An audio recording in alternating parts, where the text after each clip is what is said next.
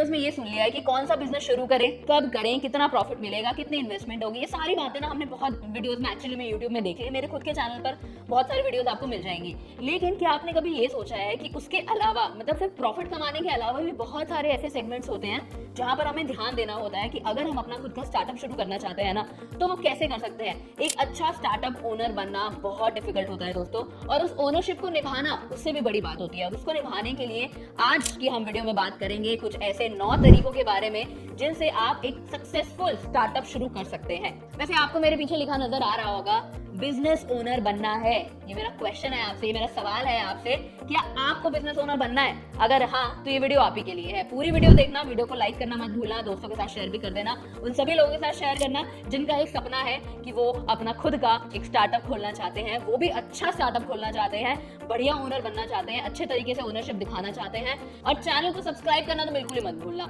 मैं जानती हूँ कि आप सब लोगों ने कर दिया होगा, लेकिन फिर भी अगर किसी से मिस हो गया ना तो चैनल को सब्सक्राइब जरूर कर देना। तो चलिए वीडियो की ओर बढ़ते हैं और बात कर लेते हैं ऐसे 9 तरीकों के बारे में जिनके बाद आप एक अच्छा ओनर बन सकते हैं, आप अपना खुद का एक स्टार्टअप शुरू कर सकते हैं। सबसे पहले वैल्यू प्रोपोजिशन। क्या समझते हैं आप इससे? क्या बना रहे हो और किसके लिए बना रहे हो, ये सबसे बड़ा सवाल होता है। हमने अपना बिजनेस शुरू कर दिया है, लेकिन क्या हमने एक्चुअली में ये चीज डिफाइन करी है कि हमारा प्रोडक्ट क्या है, हमारी सर्विस क्या है, और वो चीज हम बना किसके लिए रहे हैं? हम किस टारगेट ऑडियंस की तरफ ये वाला चीज देकर जाना चाहते हैं? हमारी ऑडियंस को हमने अब 140 करोड़ की ये जनता है, उसमें से ये तो सिर्फ इंडिया की बात कर रही हो, अगर आप ग्लोबल लेवल पे भी काम करते हैं तो और ज्यादा। लेकिन अगर भारत की बात की जाए खाली कि आप नेशनल लेवल पर आपने अपना एक स्टार्टअप खोला है जहाँ पे आप अपने प्रोडक्ट और सर्विसेज जो है वो सिर्फ भारत देश में देते हैं, तो 140 करोड़ की जनता में से आप ऐसे कौन से सेगमेंट को पकड़ना चाहते हैं जिनको जहां तक आपकी प्रोडक्ट पहुंचे, वो कौन लोग हैं जो आपका प्रोडक्ट खरीदेंगे, जिनको आपके प्रोडक्ट में इंटरेस्ट आएगा, वो जान लेते हैं। तो दोस्तों वैल्यू प्रोपोजिशन का मतलब होता है कि आपका प्रोडक्ट किस सेगमेंट के लिए क्या कोई भी वैल्यू क्रिएट कर पा रहा है वो। यहाँ पर ना 2 चीजें होती हैं। देखो, पहला तो हमारे पास होता है नीड की जरूरत क्या है, दूसरा हमारे पास होता है प्रॉब्लम, यानी ऐसी कौन सी प्रॉब्लम है जिसका सॉल्यूशन हम देखना चाह रहे हैं, जिसका सॉल्यूशन हम अपने प्रोडक्ट से अपने कस्टमर तक दे रहे हैं। तो यहाँ पर बात ये आती है कि आपको सबसे पहले तो आइडेंटिफाई करना है कि आपके प्रोडक्ट की किसी को नीड है भी या नहीं, और अगर नहीं है तो आपको वो नीड जनरेट करनी है। दूसरी चीज कि अगर आप किसी प्रॉब्लम का सॉल्यूशन किसी इंसान को दे पा रहे हैं कि नहीं दे पा रहे, किसी भी ग्रुप को अगर दे पा रहे हैं तो आपको वो भी आइडेंटिफाई करना है। तो यहाँ पे बड़ी चीज ये नहीं है कि आप पहले ये देख लें कि भाई प्रॉब्लम क्या है, ऐसा क्या चीज चल रहा है कि मैं ऐसा कोई प्रोडक्ट दे दूं। फॉर एग्जाम्पल मैंने कोई भी कॉस्मेटिक का जान लेते हैं, ठीक है, हम एक्ने इसके लिए लगाते हैं, इतने सारे प्रोडक्ट्स लगाते हैं, ठीक है। तो अब जैसे कि मेरे को लगा कि यार मेरी ना प्रॉब्लम मेरी है एक्ने, मेरी प्रॉब्लम है एक्ने, लेकिन किन लोगों को एक्ने के सॉल्यूशन की जरूरत है ये तो ढूंढना पड़ेगा ना मेरे को। नीड क्या है उसकी? एक्ने तो मुझे हो गए, अब मेरे साथ में 10 लड़कियों को नहीं हुए फॉर एग्जाम्पल, अब उनको तो नीड नहीं है, लेकिन क्या आप अपना प्रोडक्ट सिर्फ मुझे बेच सकते हैं? नहीं ना, आपको एक ऐसी प्रोडक्ट की जरूरत है, आपको एक ऐसे सॉल्यूशन सर्विस की जरूरत है जहां पे आप ये देख पाए कि वो लार्ज नंबर ऑफ लोगों को उनकी प्रॉब्लम सॉल्व करने में हेल्प कर पाए, यानी उनकी नीड बन जाए।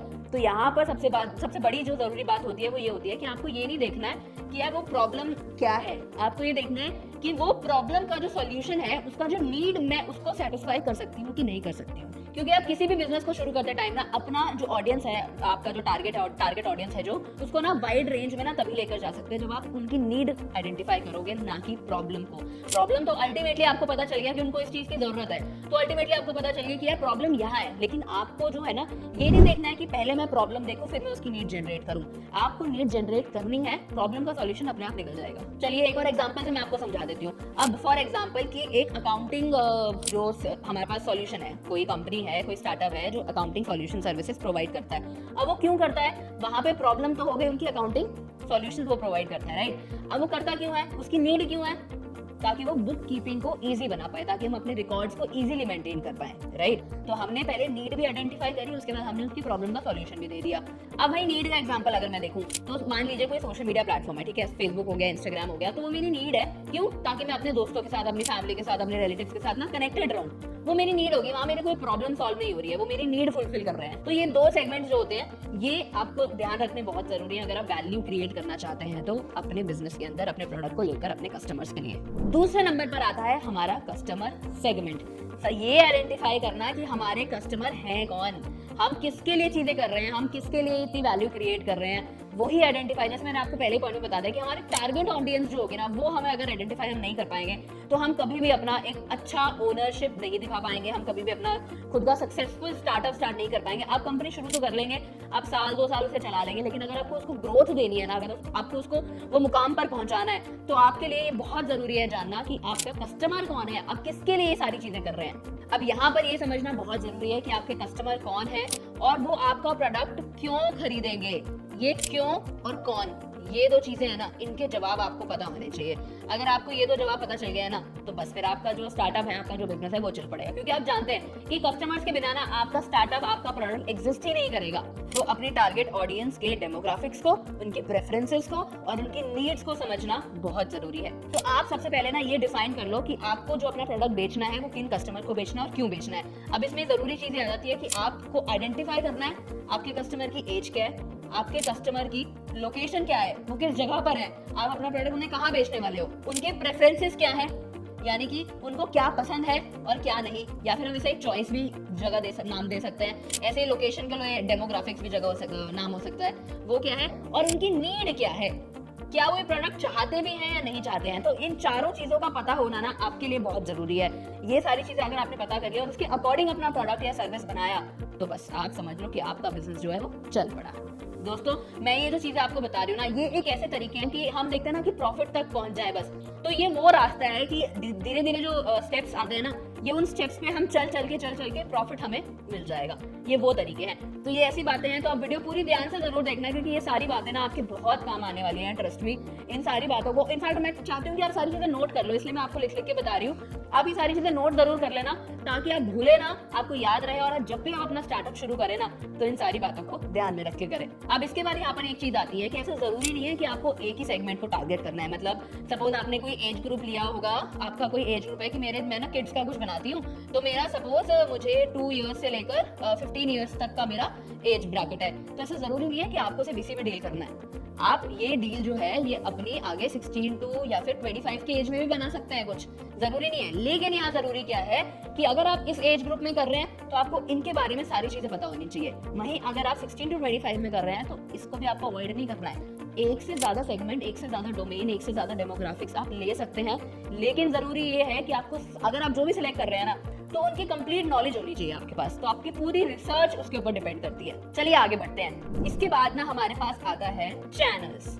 यानी आपका जो प्रोडक्ट है वो कस्टमर्स तक कैसे पहुंचेगा, कैसे जाकर देकर आएंगे क्या आजकल के जमाने में। चलो पहले तो ये भी होती थी, लेकिन होगा कैसे। तो पहले क्या होता था, मतलब अगर मैं आपसे कुछ 90s, अर्ली 90s की अगर बात करूं या लेट 80s की, 70s की बात करें, तो तब क्या होता था, हमारे पास, हम दुकान पे गए, हमें कोई चीज चाहिए, हम गए दुकान पे, हमने जाके खरीद लिया।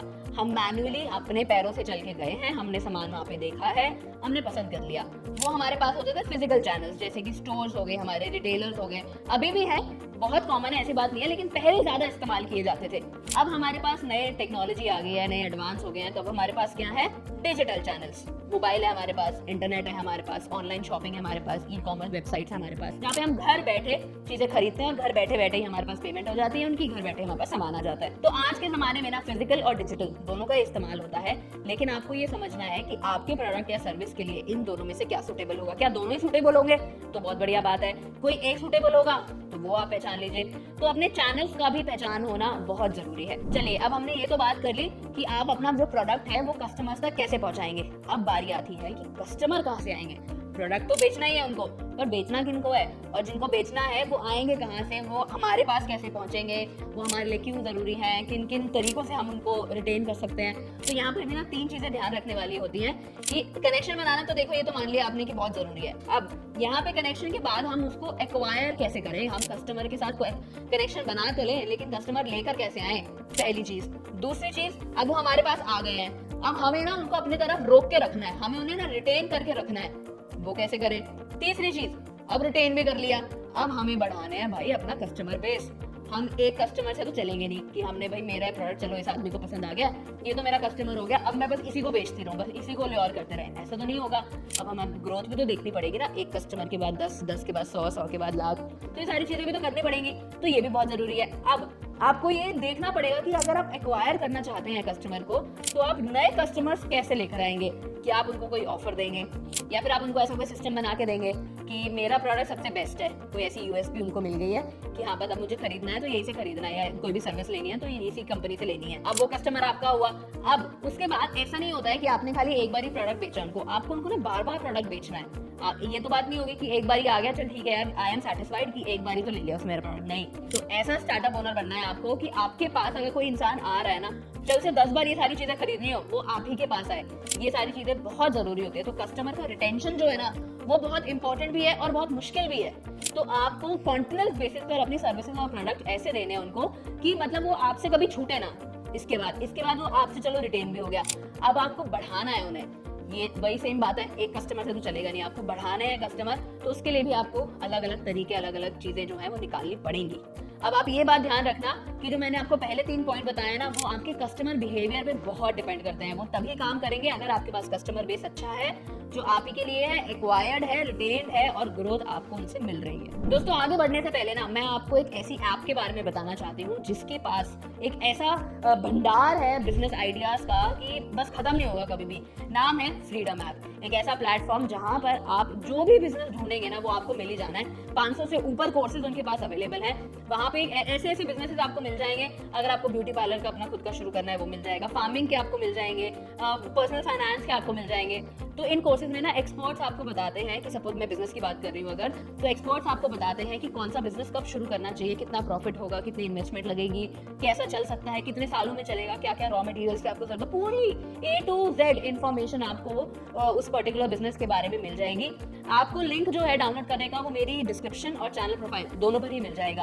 आपके मन में कोई ऐसा सवाल उठे कि मुझे तो ये बिजनेस करना है, वो कैसे करेंगे, तो आप मुझे कमेंट सेक्शन में डाल देना कि फलाना बिजनेस कैसे शुरू करें, या आप मुझे कमेंट में लिख देना, मैं आपको कोर्स का लिंक प्रोवाइड करवा दूंगी। बस इतना ही करना है आपको, ज्यादा नहीं। साथ में फ्रीडम आपको डाउनलोड कर लेना है। चलिए आगे बढ़ते हैं। अब बात कर लेते हैं रेवेन्यू की, पैसा। तो अब आपने कस्टमर बना लिया, अब आपको ये सोचना है कि आप उन कस्टमर से पैसे कैसे कमाओगे, आपका रेवेन्यू सिस्टम क्या रहेगा। क्योंकि वही बात है, स्टार्टिंग में मैंने आपको बोला पैसा तो जरूरी है। देखो बिना पैसे, और पैसे के बिना ना काम शुरू हो सकता है, ना काम खत्म हो सकता है, ना आप काम को चला सकते हैं। आपने शुरू भी पैसे के लिए किया है, आपने शुरू पैसे के साथ किया है, और अगर आप बंद करें ना तो पैसे की वजह से ही बंद होगा। तो ये वाली बात बहुत इंपॉर्टेंट है जाननी कि आपका रेवेन्यू सिस्टम क्या होने वाला है। तो इसके लिए भी ना 3 चीजें को आप खास ख्याल रख सकते हैं। यहाँ पे आपको डिसाइड क्या करना पड़ेगा कि मैं अपना रेवेन्यू मॉडल जो है ना वो मैं किस तरीके से रन करने वाली हूँ या करने वाला हूँ। तो मेरा रेवेन्यू मॉडल क्या होने वाला है। क्या मैं डायरेक्ट सेल करूंगी, पहली चीज, क्या मैं डायरेक्ट सेल करूंगी। दूसरी चीज, क्या मैं कोई प्रीमियम मॉडल या फ्रीमियम मॉडल कह सकते हैं इसको, मैं आपको एक्सप्लेन कर दूंगी सारी चीजें, फ्रीमियम मॉडल पे काम करने वाली हूँ। और तीसरी चीज, क्या मैं सब्सक्रिप्शन मॉडल पर काम करने वाली हूँ। ये बहुत जरूरी है। क्या मेरा जो रेवेन्यू मॉडल होगा, क्या मेरा पैसा कमाने का जो तरीका होगा वो सब्सक्रिप्शन बेसिस का होने वाला है, क्या मैं डायरेक्ट सेल करने वाली हूँ या मैं प्रीमियम मॉडल पे काम करने वाली हूँ। सब्सक्रिप्शन का मतलब तो आप सब समझते होंगे कि मैंने कोई मंथली, कोई क्वार्टरली, कोई ईयरली सब्सक्रिप्शन दी हुई है, उस बेसिस पर मेरा बिजनेस चलता है। दूसरा डायरेक्ट सेल्स होती है हमारी कि हाँ एक बार आया गया, जैसा हमारा नॉर्मल जैसे डायरेक्ट सेल्स करते हैं हम लोग, डायरेक्ट टू द कस्टमर्स हमारी सेल होती है जैसी वो होती है। तीसरी हमारे पास आती है प्रीमियम मॉडल। प्रीमियम मॉडल मतलब फ्री में हम उनको कोई चीज दे रहे हैं लेकिन प्रीमियम चीज का हम उनसे चार्ज ले रहे हैं। कि सपोज आपको ये मेरा प्रीमियम कोई भी प्रोडक्ट है, इसके साथ फ्री आपको ये मिलेगा, तो हमने जो चार्ज किया वो हमने प्रीमियम मॉडल का उनसे चार्ज किया, लेकिन उनको साथ में कुछ फ्री में दे दिया। तो आजकल का नया टर्म है ये, इसको बोला है प्रीमियम मॉडल पे काम कर रहे हैं। तो ये भी आपको आइडेंटिफाई करना बहुत जरूरी है अगर आप अपना खुद का कोई भी स्टार्टअप चालू करते हैं, तो कि आप अपने कस्टमर से पैसे कैसे कमाओगे। तो इन सारी चीजों का खास ख्याल रखना। अब यहाँ पर आपको ना प्राइसिंग स्ट्रैटेजी को समझने के लिए ना आपको आपके पास कस्टमर्स का फीडबैक होना भी बहुत जरूरी है। यूजुअली स्टार्टअप में क्या होता है ना कि अगर हमने कोई प्रोडक्ट भेजा है किसी कस्टमर को, तो साथ में एक छोटा सा फीडबैक फॉर्म हम भेज सकते हैं कि अगर आपको हमारा प्रोडक्ट अच्छा लगा हो तो आप हमें इंस्टाग्राम पे फॉलो करो, आप हमें इंस्टाग्राम पे रिव्यू लिख दो, आप हमें गूगल रिव्यू लिख दो एक। तो ये भी अच्छे तरीके हैं अपनी प्राइसिंग स्ट्रैटेजी को और ज्यादा अच्छे से अपने कस्टमर को समझाने के लिए। और कभी भी एक्सपेरिमेंट करने से मत हारना दोस्तों, आपको इनिशियली एक्सपेरिमेंट करना ही करना पड़ेगा। आप नई नई चीजें ट्राई करते रहो अपने कस्टमर्स के साथ में, और आपको जब एक बार एक बेस्ट सॉल्यूशन मिल जाए ना, बस वहां रुक जाना है। चलिए इसके बाद बारी आती है की रिसोर्सेज की। की रिसोर्सेज की बिजनेस के लिए क्या जरूरी है, ऐसी क्या चीजें हैं जो बिजनेस चलाने के लिए जरूरी है। यहाँ पर सबसे ज्यादा जरूरी होते हैं पार्टनर्स और सप्लायर्स, जो आपके बिजनेस को रन करने के लिए बहुत जरूरी है। नोट कर लीजिए इस बात को, पार्टनर्स और सप्लायर्स की जरूरत आपको हमेशा पड़ेगी अगर आपको कोई भी स्टार्टअप रन करना है, तो ताकि आपके जो प्रोडक्ट जो है आपका, उसके अच्छे सप्लायर्स आपको मिल सकें, ताकि आप अच्छे से अपने कस्टमर्स को उस चीज़ की सप्लाई कर सकें, और आप अच्छे पार्टनर, आप खुद भी किसी के बने और कोई आपका अगर पार्टनर है तो वो भी आप अच्छे से पार्टनरशिप में काम करें। इसके बाद ना स्ट्रैटेजिक अलायंस जो होती है ना, दो कंपनी का कोलैबोरेशन बहुत जरूरी होता है। यानी स्ट्रैटेजिक अलायंस ऐसी होनी चाहिए कि अगर आप किसी के साथ, कंपनी के साथ कोलैब करते हैं तो वो आपके लिए फायदेमंद ही साबित हो। फिर आती है बारी जॉइंट वेंचर की। एक नया जॉइंट वेंचर मिलकर शुरू करना है या नहीं करना है, यहाँ पर ये चीजें आपको देखनी पड़ती है। तो अगर आप ऐसा कोई भी कंपनी शुरू करना चाहते हैं एज अ जॉइंट वेंचर, तो आपको अच्छे से कोलैबोरेशन करना आना चाहिए। अब जॉइंट वेंचर्स के बाद आपको सप्लायर्स भी देखने हैं कि रॉ मटेरियल्स या जो आपको सर्विसेज प्रोवाइड करेंगे वो है कौन लोग। तो यहाँ पे सप्लायर भी बहुत इंपॉर्टेंट रोल प्ले करते हैं। यहाँ पर एक प्रो टिप दूं मैं आपको कि अगर आप इनिशियल स्टेज पर है ना अपने बिजनेस के, कि स्टार्टअप आपने अभी शुरू किया है, तो आप पार्टनरशिप और कोलैबोरेशन में ना बहुत अच्छा ध्यान देना। वो आपके लिए बहुत अच्छा इंपैक्ट डाल सकते हैं, पॉजिटिव इंपैक्ट रहेगा आपके बिजनेस पर। माफ करना दोस्तों, ये मैंने जो आपको बताया है ये तो सारी की पार्टनरशिप कौन कौन सी हैं, उसके लिए हमें क्या क्या जरूरी है। पहले मैंने शायद यहाँ पे की रिसोर्सेज आपको बता दिया था, तो ये इस बात को आप एक बार करेक्ट कर लेना। ये है की पार्टनरशिप में, यानी कि पार्टनर और सप्लायर्स की आपको जरूरत कैसे पड़ सकती है। चलिए आगे बढ़ते हैं। अगला पार्ट जो हमारे पास आता है वो हमारी की एक्टिविटीज आती है, कि सबसे जरूरी काम कौन सा है, ऐसा कौन सा काम है जो सबसे जरूरी हो सकता है किसी भी स्टार्टअप या बिजनेस के लिए। तो यहाँ पे भी आपके पास तीन चीजें हैं। तो सबसे जरूरी एक तो है प्रोडक्शन, दूसरा है प्रॉब्लम सॉल्विंग, कि ऐसी कौन सी प्रॉब्लम है जिसको हमें सॉल्व करना है, तो प्रॉब्लम सॉल्विंग। तीसरी है हमारे पास सप्लाई चेन और उसका मैनेजमेंट, सप्लाई चेन और उसको हमें मैनेज कैसे करना है।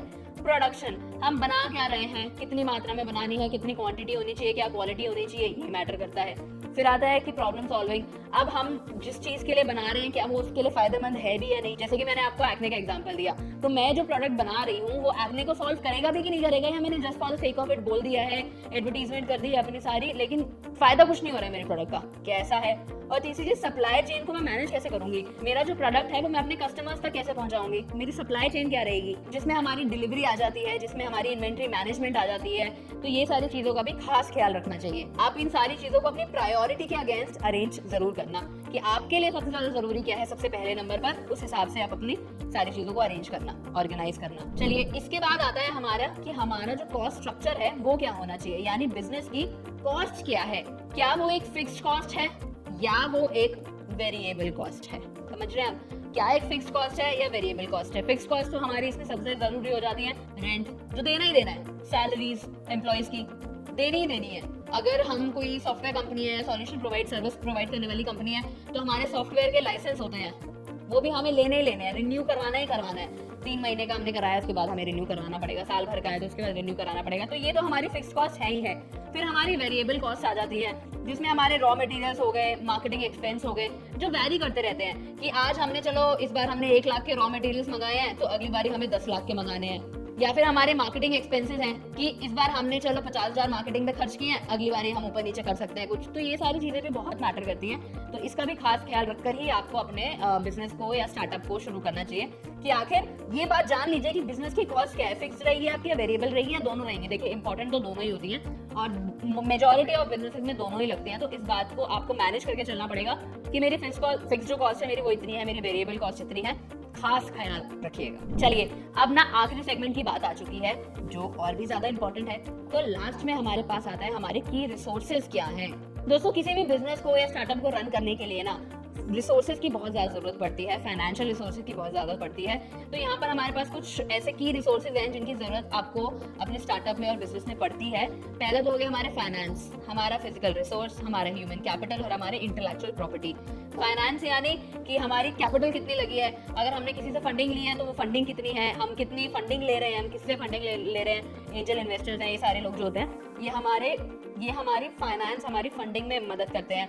दूसरा चीज हमारे पास फिजिकल रिसोर्सेज आ जाते हैं, जैसे कि हमारे पास मशीनरी कोई हो अगर, या हमारी डिलीवरी वैन्स हो गई, या हमारा ऑफिस हो गया, वो सारी चीजें हमारी फिजिकल रिसोर्सेज के अंदर आती हैं। फिर हमारा ह्यूमन कैपिटल कितना है, कि हमारे जो एम्प्लॉयज हैं वो कौन है, डिपेंड करता है कि मैं किस टाइप की कंपनी रन कर रही हूँ। कोई सॉफ्टवेयर इंजीनियर चाहिए, कोई ग्राफिक डिजाइनर चाहिए, कोई एंकर चाहिए, कोई वीडियो एडिटर चाहिए, तो ये सारी चीज़ें भी पता होनी चाहिए। इसके बाद इंटेलेक्चुअल प्रॉपर्टी होती है कि अगर सपोज मेरा कोई पेटेंट तो नहीं है, मैंने अपना कोई प्रोडक्ट जो है वो मैंने पेटेंट तो नहीं करवा रखा है, मेरा कोई ट्रेडमार्क हो, मेरा कोई कस्टमर डेटा हो जो सिर्फ मेरे से बिलोंग करता है, तो मेरी कोई ऐसी इंटेलेक्चुअल प्रॉपर्टी तो नहीं है। तो ये सारी चीज़ें आपके की रिसोर्सेज होते हैं किसी भी बिजनेस को शुरू करने के लिए। तो दोस्तों ये तो थे, मैंने आपको 9 ऐसे सेगमेंट बता दिए हैं जो आपके बिजनेस को और ज़्यादा ग्रो करने के लिए, स्टार्ट करने के लिए, इनफैक्ट ग्रो क्या, स्टार्ट करने के लिए, लॉन्ग रन में चलाने के लिए, ग्रो करने के लिए, सब चीज़ों के लिए सबसे ज़्यादा ज़रूरी है। मैं उम्मीद करती हूँ सारी चीज़ें आपको समझ में आई होंगी। कोई भी डाउट, सजेशन, फीडबैक कुछ भी हो ना, तो मेरे लिए कमेंट सेक्शन में छोड़ देना,